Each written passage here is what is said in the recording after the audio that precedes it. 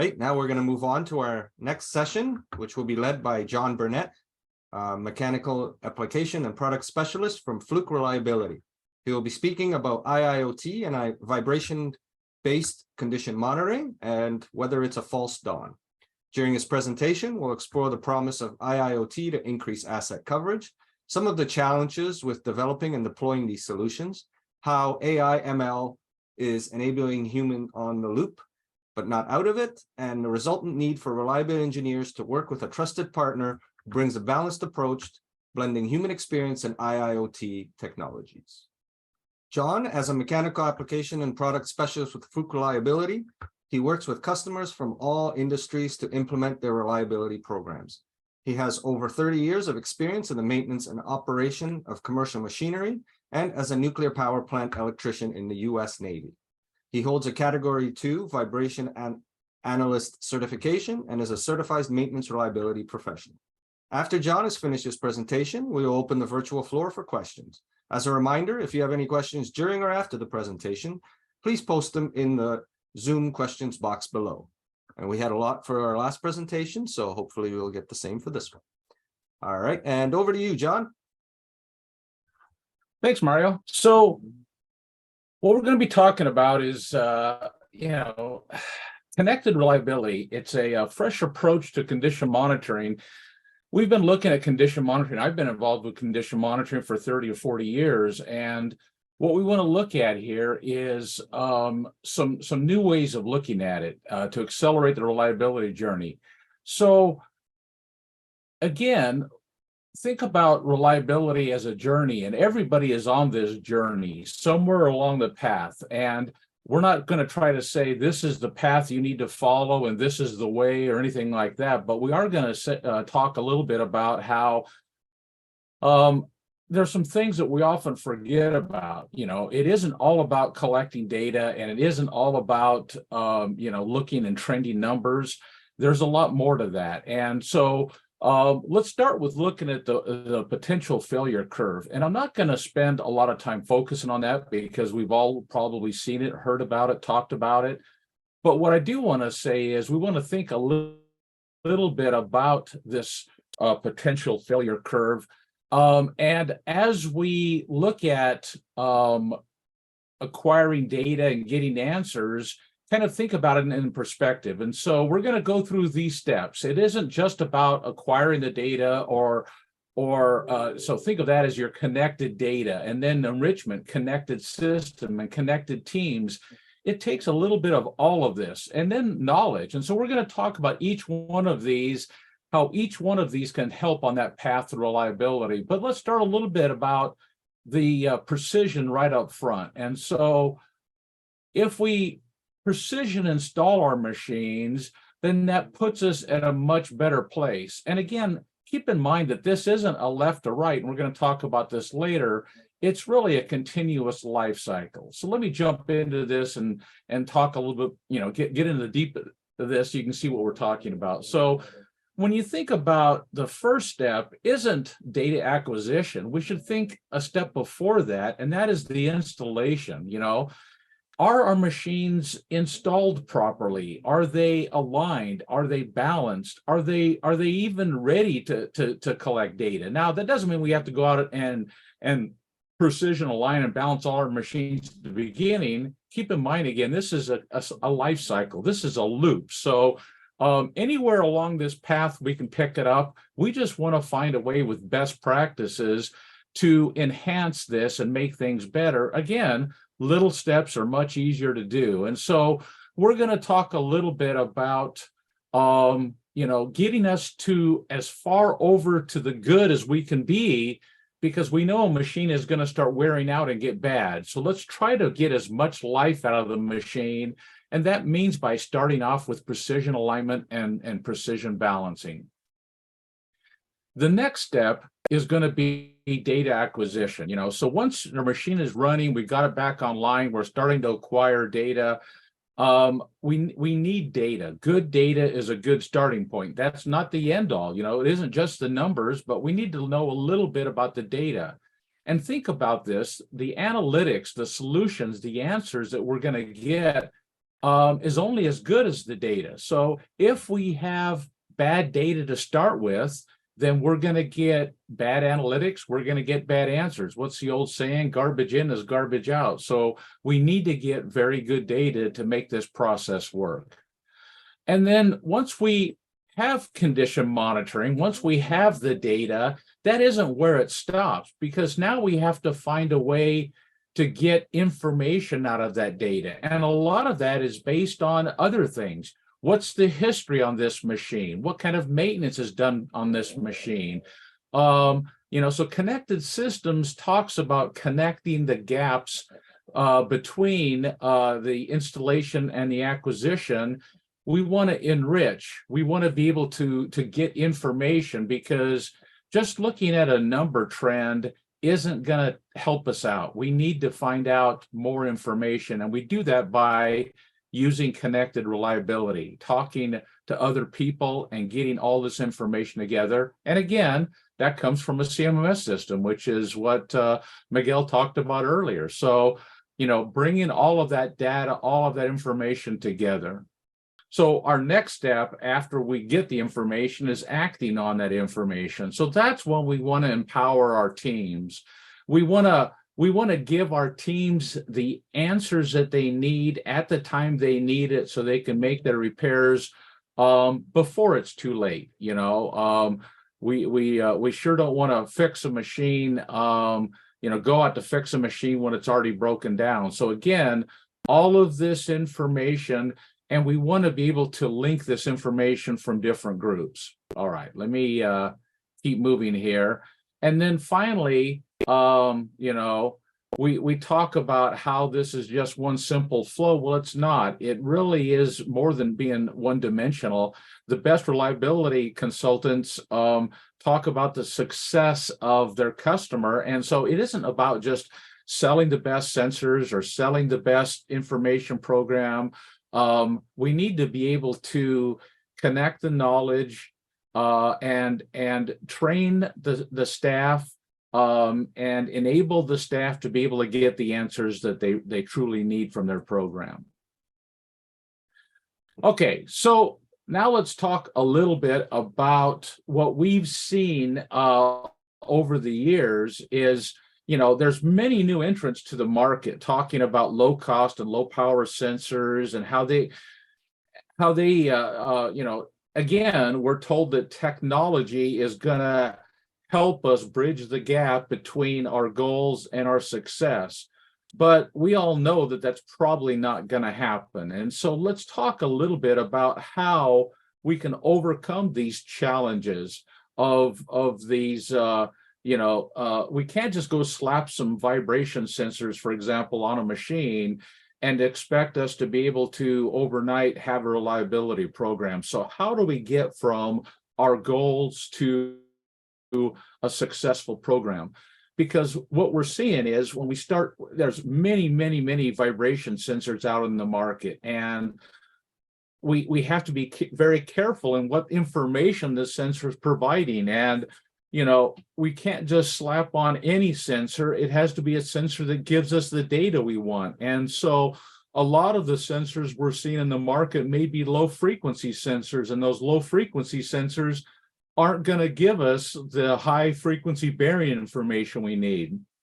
And often a lot of these low frequency MEMS type sensors, not saying they're bad, we need to realize that they're screening sensors. And what that means by a screening sensor is it's going to tell you if the machine is good or bad.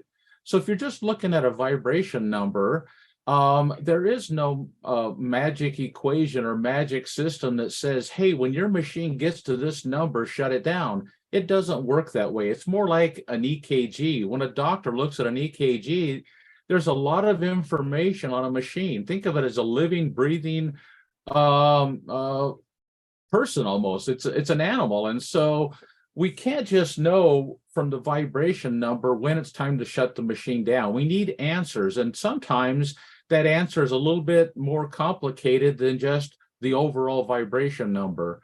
And so a lot of these screening tools will simply just say it's good or it's bad, but won't tell you what to do. And that's what we want to do to bridge the gap, is we need to take the data and get information out of it. So what we've learned is that hardware only isn't going to get us all the way to success. We need to think a little bit about getting answers out of that. So let's talk about how to bridge the gap. So the first thing we want to talk about bridging the gap is that we've learned that there's really three chief obstacles that block our way, and we need to realize that in order to get from goals to success, we need to think of, we need the best hardware, and there's two other things we need to do. So instead of just low cost sensors that are just going to give us numbers but not give us any information, we need to think about the data. We need good data that's going to give us high frequency bearing information. And we need to be able to do more than just look at, just a vibration number.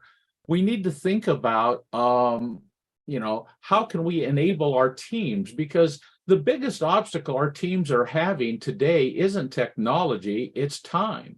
There just aren't enough resources. So even if we got all this data, these numbers, then we still have a problem of getting information out of that data, because we can't make decisions with incomplete data. So what that means is, from that data, we need to get answers. From those answers, we need alarm notifications. If we're having these sensors that are pumping out data, a lot of time I call these data pumps. You have these sensors sending out all this data, and you don't know what to do with it. So we need to find a way to get answers. We need alarm notifications. So to be able to get those alarm notifications, we need some software. And that's where some of this, we're talking about this condition monitoring software. We need to be able to get this software to connect the data that we're getting and to be able to screen for data and to be able to look at this. There's two types of alarm levels, and I'm not going to go into this too deep, but I do want to tell you that broadband alarm levels are simply telling you what the vibration is and if it's going up or down.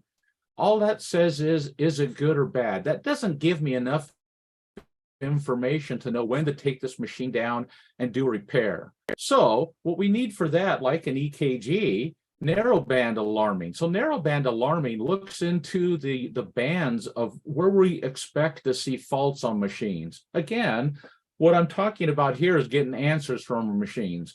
So if we can put in narrowband alarms, which looks for certain patterns in the data, extracts that, and then raises its hand. So instead of just saying, hey, the vibration is high, it actually tells us which vibration peaks are high, and that will give us a better clue. Because again, we just don't have the time to be looking through reams and reams of data. So we get the best information, we get the best data, we extract the information from it, because even if we have vibration experts, we don't have enough time to look at every single graph and to be able to analyze every set of data. There just aren't enough hours in the day.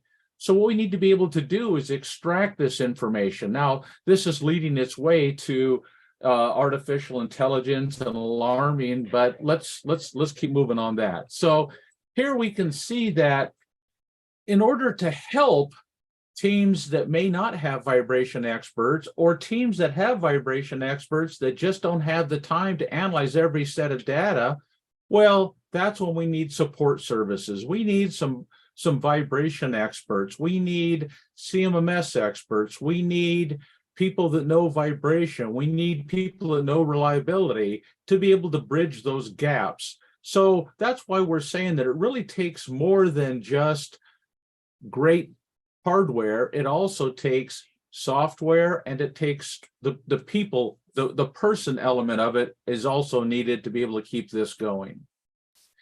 So in order to have a complete system, we need to have a hardware, we need to get information from the software, and that's what's going to allow us. Incoming data needs to be turned into answers. The answers need to turn into action. The action turns into savings. The savings turns into success. And just by putting vibration sensors on a machine doesn't get us all the way from data to answers to action to savings to success. Since I'm a little bit low, let me keep moving here. What I was talking about earlier is getting information from machines. Well, there's different types of machines. There's very complex machines that we need to get a lot of data. So if you think about it, when we look at machines in our plant, we need to kind of categorize our machines. And we find that at the top of our machine pyramid, there are machines that need a lot of data. Why? Because a turbine generator or a paper machine or a machining tool, it isn't a simple machine. There's a lot of things going on, which means we need a lot of data. We need process data. We need real-time data. We need vibration data. A lot more than just a wireless vibration sensor. That means we need machine experts and vibration experts, and we probably are going to need wired vibration sensors. So as we move down the chain, you can see that by adding machine learning and artificial intelligence and pattern recognition, then we're going to be able to make this scalable. Because remember, we talked about if we're limited on our resources, we're not going to be able to do all the machines in the plant. And that's really what we want to do. We don't want to be able to have to do just the top few machines in a plant. We need to do hundreds of machines in a plant. And the way to do that is we need to be able we need to use things like machine learning on our more simple machines. So you can see in this chart here, you can see the top machines really need vibration experts because there's a lot of data coming in. But when you move down to standard motors, pumps, fans, and compressors, really all we really want to know about those machines is what are the faults? Let me hurry up and fix that fault and let me get that machine up and running. So by leveraging your experts and your technicians and some of your entry-level people, we're able to do more in a plant, and that allows us to do all the machines in a plant, not just one or two machines. So I think what you can take away from the slide really is that it isn't a one-size-fits-all. Not every machine is going to work the same way. So we need to have different tools. We need to have different expertise. In order to do all the machines in a plant, we need to have everybody working as a team. I mentioned this a little bit earlier about how this process of bridging the gap or going to reliability. And I apologize, my chair is slipping, so let me reposition here. It isn't from left to right. It's really a life cycle. So if you think about it, when a machine is healthy, you won't be seeing any alarms. You won't be seeing any broadband alarms or narrowband alarms because the machine is healthy and there's no action needed. So if you've got sensors on your machines or using a portable tool, then the data is good. There's no alarms. Everything's fine. We just keep running this machine. Months and months down the road, we start to see some alarms. We start to see some broadband alarms. The broadband alarm is telling us, hey, something could be wrong. We need to go check on it. So then we go out and generate a work order. We go take a look at the data. We go look at the narrowband alarms. We find no faults, so we close out the work order. A few months later, now we're starting to see narrowband alarms, and the narrowband alarm is now starting to say here in the orange that, hey, we better go check on it. And we look at the data, we look at the narrowband alarms, we call in our experts, and they say, no, it still has some time to go, so our work order is closed out, and we continue to watch the machine. And then finally, over here in the red, our narrowband alarms are going off. It's showing the pattern for imbalance or misalignment. We generate a work order. We look at the data. We confirm there's a problem. We go, yep, sure enough, there's something wrong. We need to repair this machine. We generate a work order for repair action. And then finally, over here, we overhaul the machine from the work order. We get all done. We do an alignment to make sure the machine is in its best condition, and then we return it back into service. So this is how, with connected reliability, using the steps of software and support, we're able to do a complete package, a complete system. And this is going to be able to radically change the way that we're doing things. Okay, the last thing I want to kind of talk about is the need for vibration consultants and experts is what gives us this final getting across the bridge. And so this is something that Fluke Reliability and others are out here to do, is to help customers bridge the gap of acquiring data, turning data into answers, then turning the answers into action. Because if you don't have anybody to guide you along, you just go and collect a bunch of data and don't get what you need out of it. So that's what we want to be able to help customers do, is go from point A, which is, hey, I want to get a program going, to point B, I actually have a successful program running. And the last thing, as we wrap this up, you can see that to kind of summarize, we talk that it's more than just the hardware. To get a complete reliability system going, we need to have good hardware. We need to have good software, because the software is going to turn that data that we get from either wireless systems, wired systems, portable walk-around systems. And from that, we're going to be able to get the information we need. We're going to use information from our CMS system, for automated diagnostics, from all these to put together, and support from our consultants and our engineers, because it takes a complete team to get this going. All right. Thank you very much, John. Great presentation. All right. We're going to move on to our Q&A part of the session. If you haven't already, make sure to post your questions in the Q&A box below. We have a few that have come in during the presentation, so I'll go on to those. What are your thoughts on overlaying process data on top of mechanical data to see trends to catch developing faults? Absolutely. Like we're talking about earlier, it isn't all about vibration data. It isn't all about thermography data. It's about taking all of it, and that's really what connected reliability is all about, is connecting all of this information together.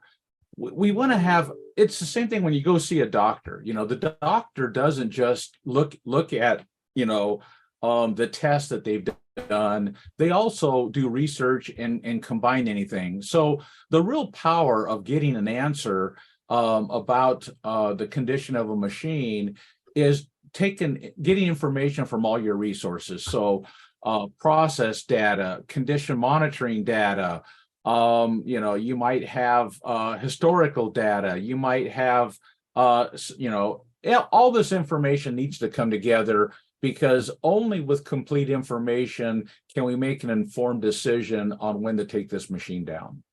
All right, thank you. Next question. Can you share more on how the ML/AI is used in vibration analysis? Will it predict how much time is left when something goes wrong? That's a great question. So keep in mind that artificial intelligence and machine learning isn't anything that's brand new. It's just something that we've all been hearing about recently, because we've all been using analytics for many, many years. So if you think about it, there's a lot of rule-based programs that we've been using, because in the vibration world, it's really about pattern recognition. And so I've been doing vibration analysis for 30 years, and I'm going to use vibration analysis because that's what I know. But keep in mind that over the years, we've identified what the patterns are. And so what really feeds into machine learning and into artificial intelligence is taking this knowledge of when a mechanical fault is going to happen and being able to watch that. So for example, my time when I was in the Navy, we would look at the vibration on a machine, and we would let an automated diagnostic system take first crack at screening it by pulling out the most common faults: imbalance, misalignment, bearings, and looseness. And it would remove the noise, and it would remove any background things we didn't want to worry about. And so basically think of it as making our job easier, because instead of having to spend hours analyzing every set of data, what we called automated diagnostics back then, we're calling machine learning or AI now, would allow us to not have to look at reams and reams and reams of data and be able to get the answers. And so we could watch the fault on a machine, for example, a bearing fault on a motor pump.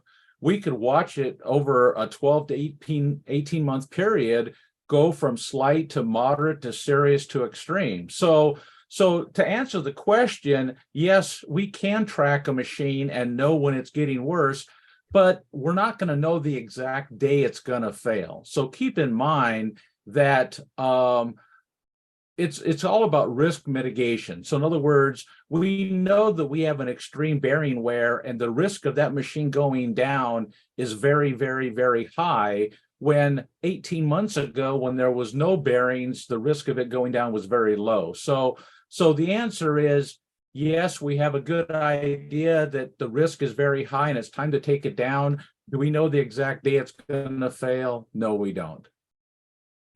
All right, thank you. What's the best way to start a CBM or predictive program? That's a great question. So what I found out over the years is one of the biggest problems that new customers run into is they make a mistake of trying to start too big and the program never gets launched. And so what I've been telling people for years and years is it's all about starting small and grow.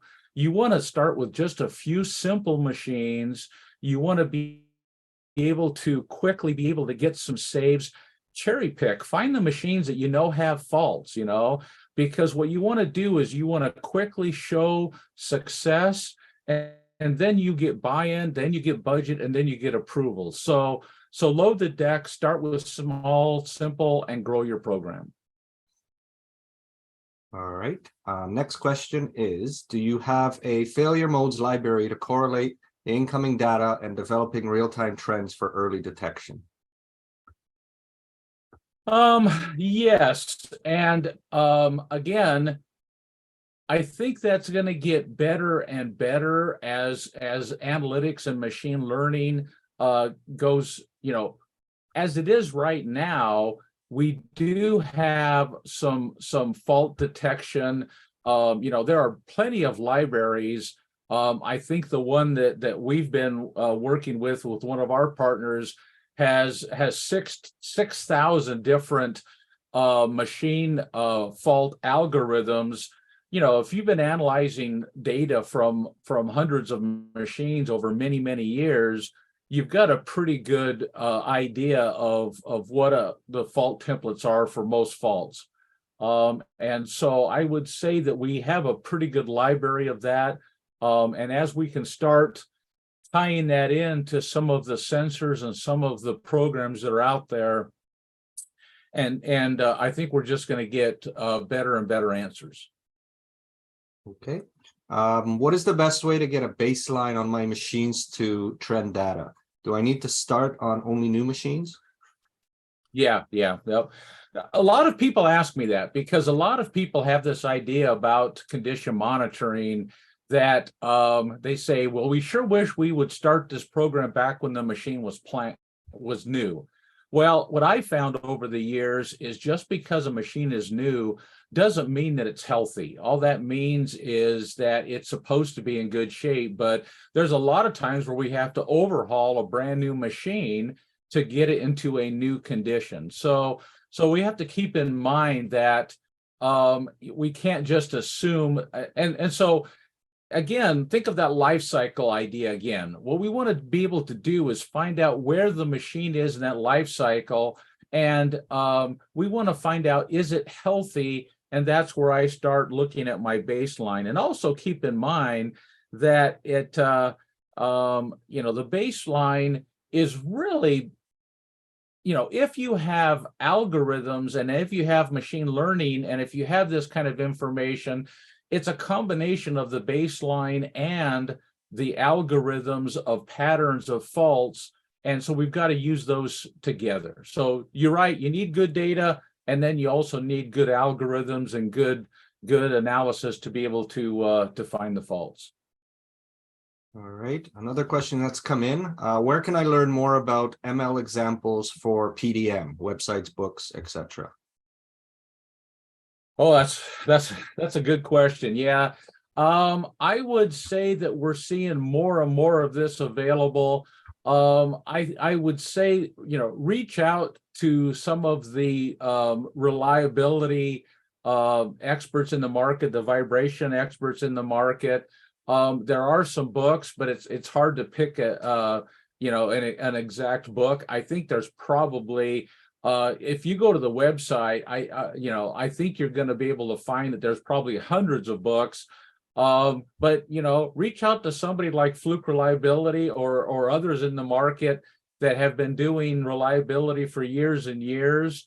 There's many of them. I'm just using us as an example, but rely on our expertise and our knowledge, because there isn't a right way or a wrong way to get to reliability. We just want to look at the best practices, and we want to learn from what other people have done. And that's the other thing, is a lot of people have this idea that there's a one size fits all, or if you tell me what your industry is, I can tell you how to get there, where the path is.